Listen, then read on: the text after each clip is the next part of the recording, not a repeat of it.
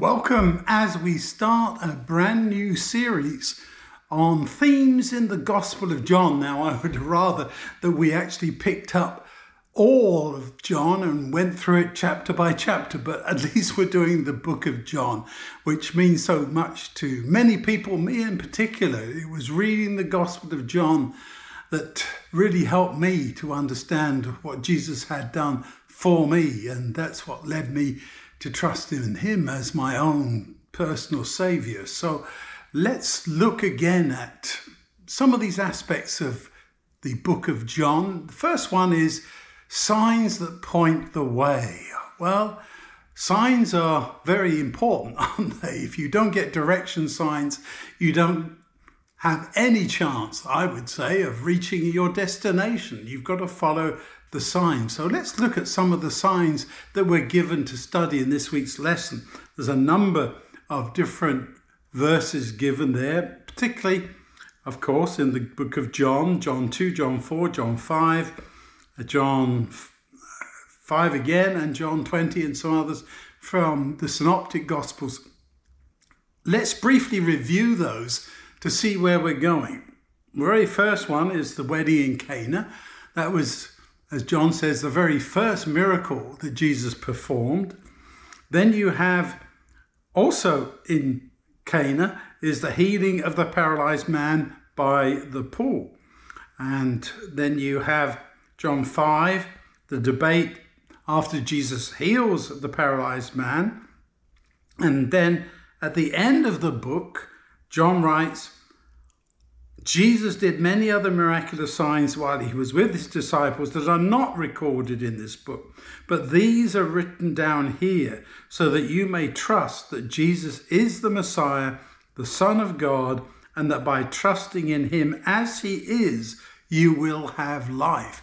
The reason why John chose those particular examples were to confirm the believer in his or her faith, so that they could say, yes, we know, we've studied, we've come to experience Jesus through the word, but more importantly, through a direct connection with him. Don't forget that when John was writing, you had the Old Testament, and some of the New Testament, of course, was already being circulated and so on, but primarily it was that one-on-one experience with Jesus that he's referring to. So now that raises the question of, okay, these signs that point the way were primarily miracles. Is that the reason why we believe? Now that's a question we all have to face. Do I believe just because I have seen a miracle? And is there any danger in that? Of course there is, because particularly towards the end of time, we're told that the devil will be able to perform many miracles, even call down fire from heaven. That would be impressive, wouldn't it? Wouldn't that convince you and many other people? And so we've got to step back from that and say, okay, the miracles are significant, especially there in the life of Jesus. But remember also that he told the people, you ask for signs and wonders, you're a evil and corrupt generation for asking like that, because haven't you seen everything that we've done? Right after the feeding of the 5,000, those Jewish leaders come to Jesus and say, show us a sign. Right after that feeding miracle, what more do you need? So I'm with Spurgeon, it's in the notes for this time.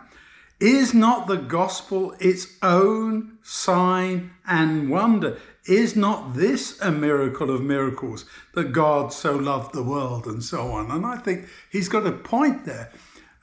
The gospel itself is the miracle, not everything that Jesus did, whether it's healing miracles or feeding miracles or whatever. That is what convinces us.